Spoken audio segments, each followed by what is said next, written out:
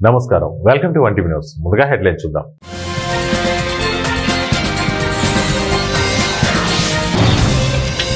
దశల వారీగా SIR EC.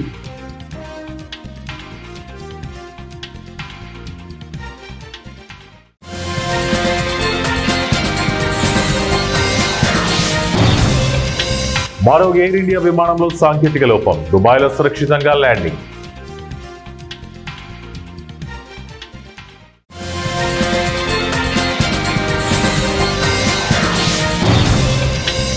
మన గురించి మనమే చెప్పుకోవాలి, విజిలింగ్ వుడ్స్ కార్యక్రమంలో గౌతమ్ అదానీ.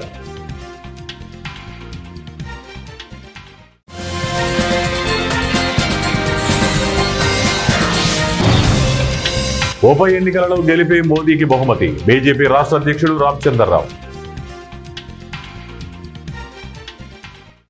దేశవ్యాప్తంగా దశల వారీగా ఓటర్ల జాబితా స్పెషల్ ఇంటెన్సివ్ డివిజన్ ను ప్రక్రియ చేపట్టనున్నట్లు ఎన్నికల కమిషన్ తెలిపింది. ముందుగా వచ్చే ఏడాదిలో ఎన్నికలు జరిగే రాష్ట్రాల్లో నిర్వహించనున్నట్లు వెల్లడించింది. అదే సమయంలో స్థానిక ఎన్నికలు జరిగే రాష్ట్రాల్లో ఈ ప్రక్రియను చేపట్టబోమని కూడా స్పష్టం చేసింది. 2026లో అస్సాం, తమిళనాడు, పుదుచ్చేరి, కేరళ, పశ్చిమ బెంగాల్ అసెంబ్లీలకు ఎన్నికలు జరగాల్సి ఉంది. ఈ 5 రాష్ట్రాలతో పాటు మరికొన్ని రాష్ట్రాల్లో మొదటి దశలో భాగంగా ఎస్ఐఆర్ చేపట్టనున్నామని పేర్కొంది. తేదీలను కూడా త్వరలోనే నిర్ణయిస్తామని ప్రధాన ఎన్నికల కమిషనర్ జ్ఞానేష్ కుమార్ చెప్పారు. విదేశీ అక్రమ వలసదారులను వారి పుట్టిన ప్రాంతం ఆధారంగా గుర్తించి దేశం నుంచి పంపించేయడమే ఎస్ఐఆర్ ప్రాథమిక ఉద్దేశమని ఈసీ అంటోంది. ఆయా రాష్ట్రాల్లో చిట్ట చివరి ఎస్ఐఆర్ చేపట్టిన నాటి ఓటరు జాబితాలను ఆన్లైన్ లో ఉంచాల్సిందిగా ఈసీ ఇప్పటికే రాష్ట్రాల చీఫ్ ఎలక్టోరల్ అధికారులను ఆదేశించింది. విమానాల్లో వరుస సమస్యలు ఎయిర్ ఇండియాను ఉక్కిరిబిక్కిరి చేస్తున్నాయి. తాజాగా గురువారం ఢిల్లీ నుంచి వియత్నాం వెళ్తున్న ఎయిర్ ఇండియా బోయింగ్ 787 రకం విమానంలో సాంకేతిక సమస్యలు తలెత్తడంతో దుబాయ్లో సురక్షితంగా దించినట్లు సంస్థ శుక్రవారం ప్రకటించింది. అయితే ఈ ఘటనపై ఫెడరేషన్ ఆఫ్ ఇండియన్ పైలట్స్ కేంద్ర ప్రభుత్వానికి ఫిర్యాదు చేసింది. ఏడాది జూన్లో అహ్మదాబాద్ లో కూలిపోయిన విమానం కూడా బోయింగ్ 787 రకానికి చెందింది. ఈ నెల 4న బర్మింగ్హామ్ వెళ్తుండగా ఇదే రకం విమానంలో ఉన్నట్టుండి అత్యవసర ర్యాట్ తెరుచుకుంది. తాజాగా అదే రకం విమానంలో సాంకేతిక సమస్యలు తలెత్తాయని ఎయిర్ ఇండియా పేర్కొంది. అయితే ఈ సమస్యలు ఏమిటన్న విషయం మాత్రం వెల్లడించలేదు. కానీ ఎఫ్ఐపి మాత్రం ఆ విమానంలో ఆటో పైలట్ ఇన్స్ట్రుమెంటల్ ల్యాండింగ్ సమస్య ఉందని పేర్కొంది. సినిమాలు, కొత్త టెక్నాలజీలు మొదలైన మాధ్యమాల ద్వారా అసమాన వృద్ధిగాథను అంతర్జాతీయంగా భారత్ స్వయంగా చాటి చెప్పాల్సిన అవసరం ఉందని అదానీ గ్రూప్ చైర్మన్ గౌతమ్ అదానీ తెలిపారు. మౌనం వహించడం అనేది వినయం కాదు, లొంగిపోవడం. మన గురించి మనమే చెప్పుకోకపోతే వేరే వాళ్ళు మన గురించి ఇష్టం వచ్చినట్టు రాస్తారని ఫిలిం కమ్యూనికేషన్స్ ఆర్ట్స్ సంస్థ విజిలింగ్ వుడ్స్ ఇంటర్నేషనల్ కార్యక్రమంలో పాల్గొన్న సందర్భంగా ఆయన ఉద్బోధించారు. పాశ్చాత్య దృష్టికోణంతో తీసిన గాంధీ, స్లమ్ డాగ్ మిలీనియర్ లాంటి చిత్రాలే దీనికి నిదర్శనమన్నారు. తన కథను ప్రపంచానికి చెప్పడంలో భారత్ విఫలమైనందునే ఇతరులు వాస్తవ పరిస్థితులను మార్చేసి లబ్ధి పొందేందుకు ఆస్కారం లభించిందని అదానీ పేర్కొన్నారు. ఇలాంటి వాటికి అడ్డుకట్ట వేయాల్సిన అవసరం ఉందని చెప్పారు. స్టోరీ టెల్లింగ్ అనేది 2 వైపులా పదునున్న కత్తి లాంటిదని ఆయన తెలిపారు. 2023 అమెరికన్ షార్ట్ సెల్లర్ హిండెన్బర్గ్ రిపోర్టుతో అదానీ గ్రూప్ మార్కెట్ విలువ ఏకాఏకిన $100 బిలియన్ పడిపోయిందని, దశాబ్దాల కష్టం ఏ విధంగా తప్పుడు కథనాలతో రాత్రికి రాత్రి తుడిచిపెట్టుకుపోతుందనడానికి ఇది నిదర్శనమని అదానీ అన్నారు. హైదరాబాద్ అభివృద్ధి విషయంలో బీఆర్ఎస్, కాంగ్రెస్ ప్రభుత్వాలు నిర్లక్ష్యంగా వ్యవహరించాయని బీజేపీ రాష్ట్ర అధ్యక్షుడు రామచంద్రరావు ఆరోపించారు. నగరవాసులకు కనీస మౌలిక సౌకర్యాలు కల్పించడంలో ఆ 2 పార్టీలు విఫలమయ్యాయని విమర్శించారు. జూబ్లీహిల్స్ అభివృద్ధిపై మాట్లాడే నైతిక అర్హత కాంగ్రెస్, బీఆర్ఎస్ పార్టీలకు లేదన్నారు. జూబ్లీహిల్స్ ఉప ఎన్నికల్లో పార్టీ అభ్యర్థిని గెలిపించుకుని ప్రధాని మోదీకి బహుమతిగా ఇద్దామని పార్టీ నేతలకు పిలుపునిచ్చారు. మజ్లిస్, కాంగ్రెస్, బీఆర్ఎస్ పార్టీల మధ్య చీకటి ఒప్పందాలున్నాయని, వాటిని ఎండగట్టాలని, సమిష్టి కృషితో పార్టీ అభ్యర్థిని గెలిపించుకోవాలని విజ్ఞప్తి చేశారు. 2-3 రోజుల్లో అభ్యర్థిని ప్రకటిస్తామని చెప్పారు. శుక్రవారం పార్టీ రాష్ట్ర కార్యాలయంలో రామచంద్రరావు అధ్యక్షతన జూబ్లీహిల్స్ ఉప ఎన్నికకు సంబంధించి భాగ్యనగరంలో 8 జిల్లాల ప్రధాన నాయకులతో సమావేశం జరిగింది. ఇందులో పార్టీ బలోపేతం, జూబ్లీహిల్స్ ఉప ఎన్నికలు అనుసరించాల్సిన వ్యూహం తదితర అంశాలపై రామచంద్రరావు దిశానిర్దేశం చేశారు. బీసీలకు రిజర్వేషన్ల ప్రక్రియలో 2 తెలుగు రాష్ట్రాల ముఖ్యమంత్రులు అన్యాయం చేస్తున్నారని all India BC Praja welfare association national president Guduri Venkateswararao విమర్శించారు. ఏలూరు నగరంలోని జిల్లా పరిషత్ అతిథి గృహంలో ఈరోజు విలేకరుల సమావేశంలో ఆయన మాట్లాడారు. కేవలం రాజకీయ లబ్ధి కోసమే రిజర్వేషన్లు ఏర్పాటు చేశామని, ప్రజలను అదేవిధంగా బీసీలను మభ్యపెడుతున్నారని దుయ్యబట్టారు. అసలు రిజర్వేషన్ ప్రక్రియ పార్లమెంటులో ఆమోదం పొందాలని, కేవలం అసెంబ్లీలో చర్చించి బీసీలకు న్యాయం చేస్తున్నామని చెప్పుకుంటూ కాలం వెల్లదీస్తున్నారు తప్ప అసలు పద్ధతి ప్రకారం రిజర్వేషన్ ప్రక్రియ సాగటం లేదన్నారు. తెలంగాణ ప్రభుత్వం చేసినటువంటి కులగణన శాస్త్రీయ పద్ధతుల్లో లేదు అన్నదానికి తిరిగి మళ్ళీ మీకు కూడా చేస్తామని చెప్పి రెండోసారి కూడా చేస్తామని చెప్పి రేవంత్ రెడ్డి గారు 42% రిజర్వేషన్స్ ఇస్తాము అని చెప్పారు. ఇవి బీసీ సమాజం పూర్తిగా తెలుసుకోవాల్సినటువంటి విషయం ఏంటంటే స్థానిక సంస్థల్లో రిజర్వేషన్ చట్టబద్ధత లేదు అన్నది మనందరికీ తెలిసిన విషయం. దానికి చట్టబద్ధత కావాలి అంటే పార్లమెంట్లో బిల్ పాస్ చేసి రాజ్యసభలో పాస్ అయిన తర్వాత రాష్ట్రపతి సంతకం అయిన తర్వాత అప్పటికి కానీ దీనికి శాస్త్రీయ పద్ధతిలో చట్టబద్ధత రాదు అన్న సంగతి మనం గ్రహించాలి. ఇది అనాది నుంచి కూడా బీసీ వర్గాలను మోసం చేయడానికి ఆనాడు రాజశేఖర రెడ్డి గారు ఉన్నప్పుడు అసెంబ్లీలో తీర్మానం చేశారు, ఏమని, చట్టసభల్లో బీసీ రిజర్వేషన్ కల్పించాలి అని. తర్వాత చంద్రబాబు నాయుడు గారు కూడా అసెంబ్లీ తీర్మానం చేశారు. తర్వాత జగన్మోహన్ రెడ్డి గారు కూడా అసెంబ్లీ తీర్మానం చేశారు. వీళ్ళు అసెంబ్లీ తీర్మానం చేసి ప్రజల్ని మెప్పించడమే కానీ వీళ్ళ ఎంపీలతోటి ఏనాడైనా పార్లమెంట్లో మాట్లాడటానికి వీళ్ళు ఏదైనా ప్రోత్సాహం చేశారా? కేంద్రంలో అధికారంలో ఉండేటి కూటమి ప్రభుత్వం ఏనాడైనా వాళ్ళ ఎంపీలతో కూడా కేంద్ర మంత్రులతో ఏనాడైనా బీసీల కోసం ఒక్కసారైనా ఈ నెల 16వ తేదీన ప్రధాని నరేంద్ర మోడీ పర్యటనను విజయవంతం చేయాలని కర్నూలు జిల్లా తెలుగుదేశం పార్టీ జిల్లా అధ్యక్షుడు తిక్కారెడ్డి కోరారు. పార్టీ కార్యాలయంలో ఏర్పాటు చేసిన విలేకరుల సమావేశంలో జిల్లా తెలుగుదేశం ఎమ్మెల్యేలు, ఎంపీలు, జిల్లా తెలుగుదేశం పార్టీ ఇన్ఛార్జీలు పాల్గొన్నారు. ప్రధాని మోడీ పర్యటన విజయవంతం చేయాలనే సంకల్పంతో ప్రతి నియోజకవర్గం నుంచి భారీ ఎత్తున సమీకరణ చేయాలని జిల్లా అధ్యక్షులు తిక్కారెడ్డి ఎమ్మెల్యేలకు, టీడీపీ ఇన్ఛార్జీలకు సూచనలు చేశారు. అనంతరం జిల్లా అధ్యక్షతన తిక్కారెడ్డి మాట్లాడుతూ ప్రధాని మోడీ పర్యటన శ్రీశైలంలో ప్రత్యేక పూజా కార్యక్రమంలో పాల్గొని ఓర్వకల నుండి నన్నూరు టోల్ ప్లాజా సమీపంలో ఉన్న రాగమయూరి ఆవరణంలో సుమారు 400 ఎకరాల విస్తీర్ణంలో ప్రధాని మోడీ సభ ఏర్పాటు చేయడం జరిగిందన్నారు. ఎలాంటి అవాంఛనీయ సంఘటనలు జరగకుండా ముందస్తు చర్యలు చేపడుతున్నట్లు తెలిపారు. నమస్కారం. గౌరవనీయులు భారతదేశ ప్రధాని గారు మన కర్నూలుకు రాబోతున్నారు 16వ తారీఖు. ఈ కార్యక్రమానికి రాష్ట్ర ముఖ్యమంత్రులు అలాగే డిప్యూటీ ముఖ్యమంత్రి గారు పవన్ కళ్యాణ్ గారు మన జిల్లాకు రాబోతున్నారు. కావున ఈ కార్యక్రమాన్ని విజయవంతం చేయాలని కర్నూలు పార్లమెంటు తెలుగుదేశం పార్టీ నాయకులు, కార్యకర్తలు, ప్రజలు అందరూ పాల్గొని విజయవంతం చేయాలని.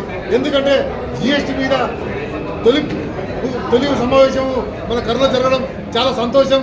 భారతదేశంలోనే మొదటి జిఎస్టీ సమావేశం జరగడం చాలా సంతోషకరం.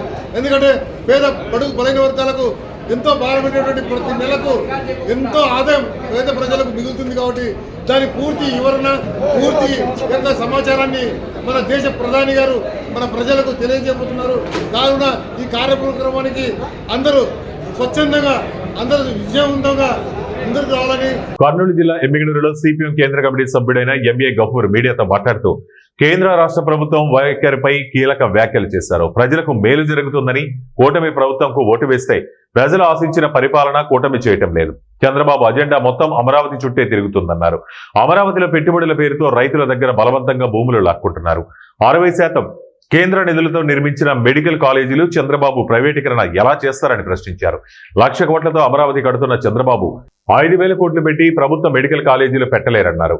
కూటమి ప్రభుత్వం చెబుతున్న సూపర్ 6 సూపర్ హిట్ కాదు అని సూపర్ ఫ్లాప్ అన్నారు. చంద్రబాబు ఆలోచనలు మారాలి, లేకపోతే వైసీపీకి పట్టిన గతే మీకు పడుతుందన్నారు. రాయలసీమకు వైసీపీ, కూటమి ప్రభుత్వాలు రెండూ మోసం చేశాయన్నారు. దీనివల్ల ప్రజానీకానికి ఒరిగేదేం లేదు. దుర్మార్గం అని చెప్తున్నాను. ఇప్పుడు 17 మెడికల్ కాలేజీల్లో ఒక 5 or 6 తయారైన, మిగతా 10 తయారు కావాలా? ఈ 10 ప్రైవేట్ వాళ్ళకి ఇస్తా అంటాడు. 60% సెంట్రల్ గవర్నమెంట్ డబ్బులు దాంట్లో. ఇప్పటికే గవర్నమెంట్ కొంత ఖర్చు పెట్టింది. ప్రైవేట్ వాళ్ళని పిలుచుకుని మనకి అప్పచెప్తాడు. ఎవరు? మీ నాన్న జాగిరి అయితే. ఇప్పుడు ఒక్కొక్క పిల్లవాడు 50 లక్షలు 60 లక్షలు ఖర్చు పెట్టి వాడు సీట్ సంపాదించుకొని వచ్చినోడు వానికి ఏం సామాజిక బాధ్యత ఉంటుంది? అంటే నువ్వు ఈ రాష్ట్రంలో ఉండే డాక్టర్లు నేను తయారు చేస్తున్నావు. ఇలాంటి సామాజిక బాధ్యత లేకుండా వ్యాపార దృష్టితో తయారు చేస్తున్నావు. ప్రజల వైద్యం ఉండదు. ఇక చాలా దుర్మార్గమైనటువంటి ఆలోచన ఇది. లోకేష్కు సగం తెలివింది. అతనే ఉంటాడంటే ప్రైవేట్ కన్నా కానే కాదంటాడు. ఏమిటిది? ప్రైవేట్ వాడు పెట్టుబడి పెట్టి కాలేజీ తీసుకున్న తర్వాత ఏమంటారు దాన్ని? కాబట్టి అనేక విషయాల్లో ఒకటేమో 1,00,000 కోట్ల రూపాయలకు అమరావతి కడుతున్నాం అంటున్నాడు. 1,00,000 కోట్ల రూపాయలు పెట్టగలిగేవారు 4-5 వేల కోట్లు పెడితే 10 మెడికల్ కాలేజ్ తయారైతాయి. పిల్లలకు సీట్లు వస్తాయి. పేద మధ్యతరగతి పిల్లలు. ఇప్పుడు ఆయన ఎస్సీలు, ముఖ్యమంత్రి అంతా బటన్ నొక్కి నేను చేపలు పంచుతున్నాను. ఇప్పుడు ఈయన అదే చేసి సూపర్ 8 అంటున్నాడు. ఈ సూపర్ 8లు సూపర్ ఫ్లాప్ అయితే చంద్రబాబు బుర్ర మారాలా? తెలుగుదేశం వైఎస్ జగన్మోహన్ రెడ్డి 2029 ఎన్నికల్లో ముఖ్యమంత్రి పీఠం దక్కించుకునేందుకు ఇప్పటి నుండి గ్రామ స్థాయిలో వైఎస్ఆర్సీపీ పార్టీని బలోపేతం చేయాలని వైఎస్ఆర్సీపీ కార్యకర్తలకు మాజీ మంత్రి పెద్దిరెడ్డి రామచంద్రారెడ్డి పిలుపునిచ్చారు. కర్నూలు జిల్లాలో వైఎస్ఆర్సీపీ జిల్లా అధ్యక్షుడు ఎస్వి మోహన్ రెడ్డి నిర్వహించిన జిల్లా విస్తృత స్థాయి సంస్థాగత సమావేశానికి ముఖ్య అతిథులుగా మాజీ మంత్రి రాయలసీమ జోనల్ కోఆర్డినేటర్ పెద్దిరెడ్డి రామచంద్రారెడ్డి హాజరయ్యారు. జిల్లాలోని వైఎస్ఆర్సీపీ నాయకులు కార్యకర్తలు పెద్ద సంఖ్యలో హాజరయ్యారు. అనంతరం ఈ కార్యక్రమాన్ని ఉద్దేశించి పెద్దిరెడ్డి మాట్లాడుతూ వైఎస్ఆర్సీపీ హయాంలో ఏర్పాటు చేసిన మెడికల్ కాలేజీలను కూటమి ప్రభుత్వం దురుద్దేశంతో ప్రైవేటీకరణ విధానాన్ని తప్పుపడుతూ ఈ నెల 28వ తేదీన వైఎస్ఆర్సీపీ అధ్యక్షులు వైఎస్ జగన్మోహన్ రెడ్డి ఆధ్వర్యంలో 1 కోటి సంతకాల సేకరణ చేపట్టి రాష్ట్ర గవర్నర్ను కలుస్తున్నట్లు మాజీ మంత్రి పెద్దిరెడ్డి రామచంద్రారెడ్డి తెలిపారు. వచ్చిన తర్వాత దాన్ని చట్టం కూడా చేస్తామని కూడా మీకు మనవి చేస్తా ఉన్నాను. మరి అంచేత ఈ గ్రామ కమిటీలు వేసుకోవడం కూడా చాలా మనకు ముఖ్యం. అదేవిధంగా ఇట్లా కోటి సంతకాలు ఉద్యమం మాదిరి అనేక ఉద్యమాలు రాబోయే రోజుల్లో ఈ తెలుగుదేశం పార్టీ మీద మనం చేపట్టాల్సి ఉంటుంది. అన్నీ కూడా ప్రజా వ్యతిరేక కార్యక్రమాలు చేస్తూ ఉన్నారు. ఈరోజు మనం మెడికల్ కాలేజీలు ఈ భారతదేశంలో ఏ ముఖ్యమంత్రి కూడా 5 సంవత్సరాల్లో 17 మెడికల్ కాలేజీలు శాంక్షన్ చేసి వాటిని కట్టే పరిస్థితి ఏ ఊరు కూడా చేయలేదు. మన నాయకుడు చేశాడు. దాదాపు 5 కాలేజీలు ఇప్పుడే ప్రారంభమైన తరగతులు కూడా ఇంకా 7 కాలేజీలు, ఇంకా మిగతా 12 కాలేజీల్లో 7 కాలేజీలు అయితే ఇప్పటిదాకా మనం వీళ్ళు ఈ 14 నెలలు పనిచేసింటే అవి కూడా కార్యరూపం దాల్చండి. దీనికి మొత్తమే ఖర్చు అంతా కూడా ఇప్పుడు పెట్టింది పోను బ్యాలెన్స్ మనం ఖర్చు చేయాల్సింది 5,000 కోట్లే. నువ్వేమో అమరావతిలో దాదాపు 93,000 కోట్లకు టెండర్లు పిలిచావు. అక్కడ వాళ్ళందరికీ కూడా మొబిలైజేషన్ అడ్వాన్స్ ఇచ్చావు. దాంట్లో 10% మొబిలైజేషన్ అడ్వాన్స్ ఇస్తే 8% నువ్వే తీసేసుకున్నావు మళ్ళా కాంట్రాక్టుల దగ్గర అని చెప్పి. మరి ఇలాంటి పరిస్థితి నీకు 5,000 కోట్లు ఖర్చు పెట్టే పరిస్థితి ఉండదా? ఈ మెడికల్ కాలేజీలన్నీ పూర్తయితే దాదాపు 1,00,000 కోట్ల ఆస్తి రాష్ట్ర ప్రభుత్వానికి అదనంగా ఏర్పడిండేదని కూడా మీకు మనవి చేస్తా ఉన్నాను. మరి అందుకే ఈరోజు మనం ఈ ఉద్యమాన్ని చేపట్టాం. తప్పకుండా ఇది 28వ తేదీ రాష్ట్ర స్థాయిలో గవర్నర్ గారిని అందరూ కోఆర్డినేటర్లు కానీ మాజీ శాసనసభ్యులు, పార్లమెంట్ సభ్యులు, మాజీ పార్లమెంట్ సభ్యులు అందరూ కూడా కర్నూలు స్టేట్ క్యాన్సర్ ఇన్స్టిట్యూట్ ఆసుపత్రికి డాక్టర్ శంకర్ శర్మ ఆక్సిజన్ సిలిండర్లు అందజేశారు. ఆసుపత్రి డైరెక్టర్ డాక్టర్ ప్రకాష్ ఆధ్వర్యంలో డాక్టర్ శంకర్ శర్మ 4 ఆక్సిజన్ సిలిండర్లు మరియు రెఫ్రిజిరేటర్ను విరాళంగా అందించారు. ఈ సందర్భంగా డాక్టర్ శంకర్ శర్మ మాట్లాడుతూ తాను చదువుకున్న మెడికల్ కళాశాలకు తన వంతు సహాయం చేస్తానన్నారు. కర్నూలులో అత్యాధునిక స్టేట్ క్యాన్సర్ హాస్పిటల్ ఉండటం ఎంతో మేలన్నారు. క్యాన్సర్ ఆసుపత్రికి అవసరమైన పరికరాలు కావాలని ఆసుపత్రి డైరెక్టర్ డాక్టర్ ప్రకాష్ విజ్ఞప్తి మేరకు ఆక్సిజన్ సిలిండర్లు అందజేశారని డాక్టర్ శంకర్ శర్మ తెలిపారు. ప్రతిష్టాత్మకమైన క్యాన్సర్ ఇన్స్టిట్యూట్ కు నిధుల కొరత కారణంగా అవసరమైన వైద్య పరికరాలు అందుబాటులో లేవన్నారు. కర్నూలు మెడికల్ కళాశాలలో చదువుకున్న ఎందరో పూర్వ విద్యార్థులు ప్రస్తుతం ఉన్నత స్థాయిలో ఉన్నారని, వారి సహకారంతో పాటు తాను సొంతంగా ఆసుపత్రి అభివృద్ధికి సహాయం చేస్తానని డాక్టర్ శంకర్ శర్మ ప్రకటించారు. క్యాన్సర్ వ్యాధిపై ప్రజలకు అవగాహన అవసరమన్నారు. క్యాన్సర్ ను మొదటి, 2వ దశలో గుర్తిస్తే 100% నయమవుతుందన్నారు. మంచి ఆహారపు అలవాట్లు క్యాన్సర్ రాకుండా చేస్తుందన్నారు. ఫాస్ట్ ఫుడ్, బేకరీ ఐటమ్స్ తీసుకోవడం వల్ల ఊబకాయం వస్తుందని, ఊబకాయం వల్ల ఎన్నో రోగాలు వస్తాయని డాక్టర్ శంకర్ శర్మ తెలిపారు. స్టేట్ క్యాన్సర్ ఇన్స్టిట్యూట్ అభివృద్ధికి పూర్వ విద్యార్థుల ఆధ్వర్యంలో డాక్టర్ శంకర్ శర్మ అధ్యక్షతన ఓ కమిటీ ఏర్పాటు చేసి ఆ కమిటీ ఆధ్వర్యంలో అభివృద్ధి కార్యక్రమాలు చేస్తామని డాక్టర్ కుమారస్వామి రెడ్డి తెలిపారు. ఆ క్యాన్సర్ ఆసుపత్రి డైరెక్టర్ డాక్టర్ ప్రకాష్ మాట్లాడుతూ అత్యవసరంగా అవసరమైన ఆక్సిజన్ సిలిండర్లు డాక్టర్ శంకర్ శర్మ ఇవ్వడం పేషెంట్లకు ఎంతగానో ఉపయోగపడతాయన్నారు. ఈ కార్యక్రమంలో doctor KG Govinda Reddy, doctor Kumaraswamy Reddy, doctor Prakash, పలు విభాగాల వైద్యులు, సిబ్బంది పాల్గొన్నారు. ఒక 1.5 month బ్యాక్ ప్రకాష్ వచ్చి మా క్లినిక్లో సార్ మాకు కొద్దిగా హెల్ప్ చేయాలి మీరు పర్సనల్ కానీ అన్నప్పుడు 100% నేను హెల్ప్ చేస్తాను, మీకు కావాల్సిన లిస్ట్ ఇవ్వండి అన్నాడు. ఆ లోపల ఆల్ అసోసియేషన్ కుమారస్వామి రెడ్డి గారు, గోవింద్ రెడ్డి గారు కూడా ముందుకొచ్చి మేము కూడా జాయిన్ అవుతామన్నా, మీతోటి అందరం కలిసి చేద్దాము. ఆల్ అసోసియేషన్ స్ట్రాంగ్గా ఉందంటే ఈ హాస్పిటల్లో ఈ స్టేట్ క్యాన్సర్ ఇన్స్టిట్యూట్ను ముందుకు తీసుకుపోయే అవకాశం మనందరికి కలుగుతుంది. ఇది ఒక దేవుడిచ్చిన వరం. ఇది స్టేట్ క్యాన్సర్ ఇన్స్టిట్యూట్ అనేది మన కర్నూలులో, మన రాయలసీమలో ఉండడం అనేది. కానీ ఇది ఇంకా ఎంబ్రియానిక్ ఇన్ఫాంటైల్ స్టేజ్లో ఉంది. చూస్తే కడుపు తొరక్కపోతుంది. ఇంకా ఎంతో డెవలప్మెంట్ జరగాల్సి ఉంటుంది. ఈ ఫండ్స్ క్రంచ్ ఉంది, ప్రాబ్లమ్స్ ఉన్నాయి.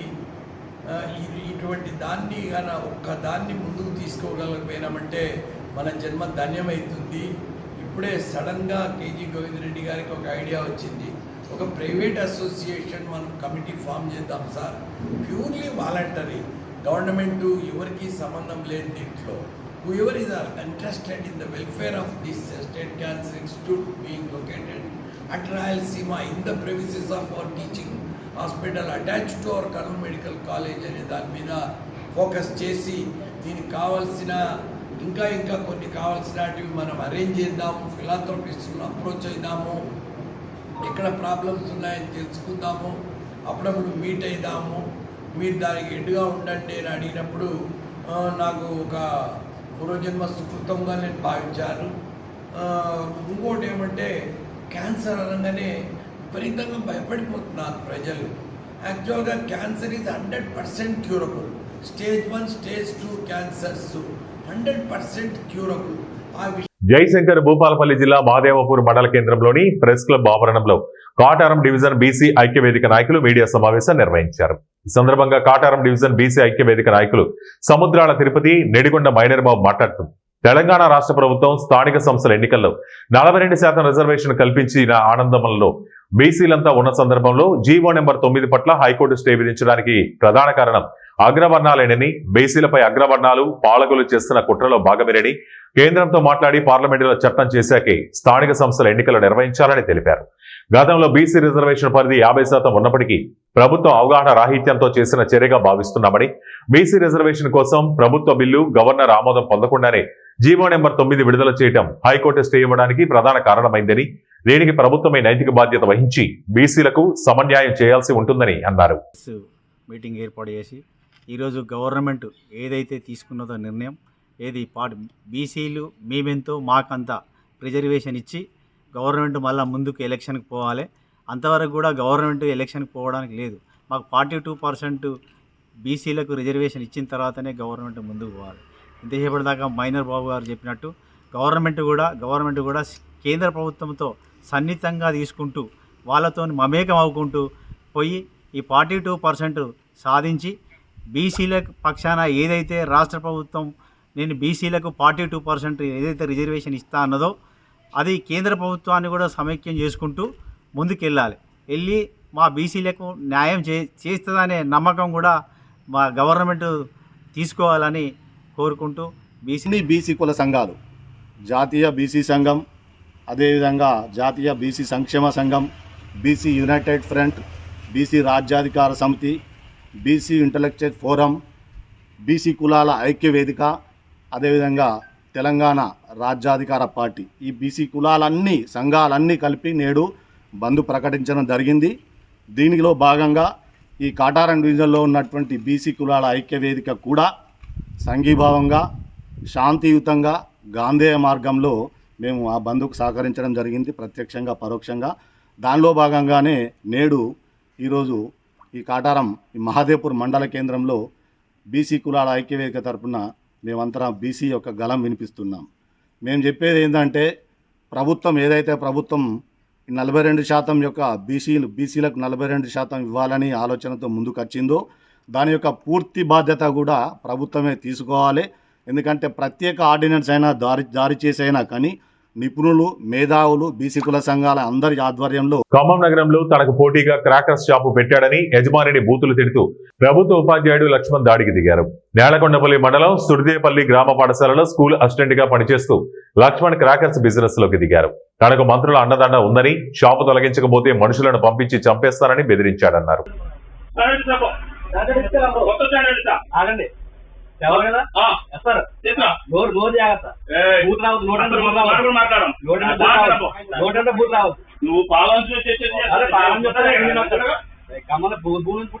తిరుపతి జిల్లా రేణిగుంట విమానాశ్రయంలో రాష్ట్ర హోంశాఖ మంత్రి వంగలపూడి అనితకు కూటమి నాయకులు, కార్యకర్తలు, అభిమానులు ఘన స్వాగతం పలికారు. విజయవాడ నుండి ఇండిగో విమానంలో రేణిగుంట చేరుకున్న రాష్ట్ర హోంమంత్రి వంగలపూడి అనితకు అధికారులు కూటమి నాయకులు ఘనస్వాగతం పలికారు. అనంతరం హోంశాఖ మంత్రి వంగలపూడి అనిత రోడ్డు మార్గాన గంగాధర నెల్లూరు నియోజకవర్గం వెదురుకుప్పం మండలం వేవళంపేటకు బయలుదేరారు. కర్నూలు కలెక్టర్ కార్యాలయం ముట్టడిని జయప్రదం చేయాలని కోసిగి మండలం ఎంఆర్పీఎస్ మండల అధ్యక్షులు సామేల్ అధ్యక్షతన కోసిగిలో జరిగిన సమావేశంలో మంత్రాలయ నియోజకవర్గ దళిత నాయకులు సాల్మాన్ రాజు, దేవన్న, ఎంపీటీసీ రాజు, జయన్న, ఏఐవైఎఫ్ నాయకులు రాజు, అడ్వకేట్ రాములు పిలుపునిచ్చారు. కర్నూలు జిల్లా కోసిగిలో మీడియా సమావేశంలో వారు మాట్లాడారు. భారతదేశ సుప్రీంకోర్టు ప్రధాన న్యాయమూర్తి జస్టిస్ భూషణ్ రామకృష్ణ గవాయ్పై దాడికి పాల్పడిన వారిపై చర్యలు తీసుకోవాలని, వారిని కఠినంగా శిక్షించాలని మాదిగ రిజర్వేషన్ పోరాట సమితి వ్యవస్థాపకులు పద్మశ్రీ అవార్డు గ్రహీత మందకృష్ణ మాదిగ పిలుపు మేరకు ఈ నెల 13వ తేదీన సోమవారం కలెక్టర్ కార్యాలయం ముట్టడి, మంత్రాలయ నియోజకవర్గం అన్ని గ్రామాల దళితులు, మేధావులు, అన్ని వర్గాల ప్రజలు సోమవారం కలెక్టర్ కార్యాలయం ముట్టడిని జయప్రదం చేయాలని వారు కోరారు. రేపు సోమవారం 13వ తేదీ మరి మన మాదిగ రిజర్వేషన్ పోరాట సమితి ఎంఆర్పిఎస్ అధినేత మందకృష్ణ మాదిగ గారి పిలుపు మేరకు సోమవారం మరి అన్ని రాష్ట్ర వ్యాప్తంగా మరి అన్ని కలెక్టరేట్ ముట్టడి కార్యక్రమం ఉంది. మరి సుప్రీంకోర్టు ప్రధాన న్యాయమూర్తి పైనే దాడి చేసిన వారిని వెంటనే వారిని అరెస్ట్ చేసి వారిపైన చర్యలు తీసుకోవాలని మాన్యశ్రీ మందకృష్ణ గారి నాయకత్వంలో మరి భారీ ఎత్తున రేపు సోమవారం జరుగుతున్నటువంటి కలెక్టరేట్ ముట్టడికి మరి ప్రతి ఒక్క దళితుడు పాల్గొని మనం నిరసన వ్యక్తం చేయాలని సోమవారం మరి మంత్రాలయ నియోజకవర్గం నుండి అధిక సంఖ్యలో దళితులు పాల్గొని మరి సుప్రీంకోర్టు న్యాయమూర్తికి మరి మీరు న్యాయం చేయాలని డిమాండ్తో మరి కలెక్టరేట్ ముట్టడిని కూడా మీరంతా జయప్రదం చేయాలని సోమవారం కృష్ణా జిల్లా మోపిదేవి గ్రామంలో భక్తుల విశ్వాసానికి ప్రతీకగా వెలసి ఉన్న శ్రీ వల్లి దేవసేన సమేత శ్రీ సుబ్రహ్మణ్యేశ్వర స్వామి వారిని హైకోర్టు జడ్జి టి మల్లికార్జునరావు దంపతులతో కలిసి దర్శించుకున్నారు. దేవస్థానానికి విచ్చేసిన మల్లికార్జునరావు దంపతులను ఆలయ సూపరింటెండెంట్ అచ్యుత మధుసూదన్ రావు ఆధ్వర్యంలో ఆలయ అర్చకులు పూర్ణకుంభంతో ఘన స్వాగతం పలికారు. ఆలయ ఆవరణంలో గల నాగుపుట్టలో పాలు పోసి మొక్కులు చెల్లించుకున్నారు. శ్రీ వల్లి దేవసేన సమేత సుబ్రహ్మణ్యేశ్వర స్వామివారి సన్నిధిలో ప్రత్యేక దర్శనం చేసుకున్నారు. ఆలయ పండితులు ప్రత్యేక పూజలు నిర్వహించారు.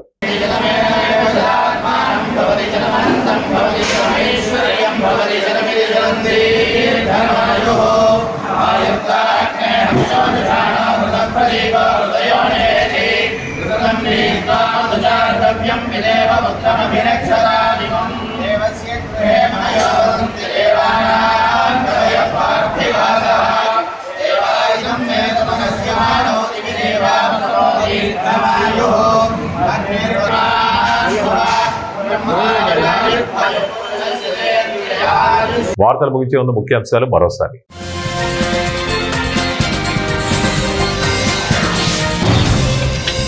దశల వారీగా ఎస్ఐఆర్ ఈసీ.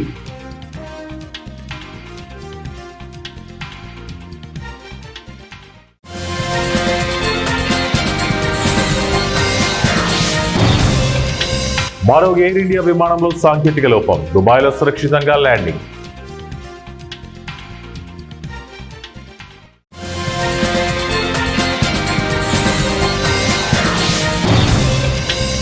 మన గురించి మనమే చెప్పుకోవాలి, మేజ్లింగ్ వుడ్స్ కార్యక్రమంలో గౌతమ్ అదానీ.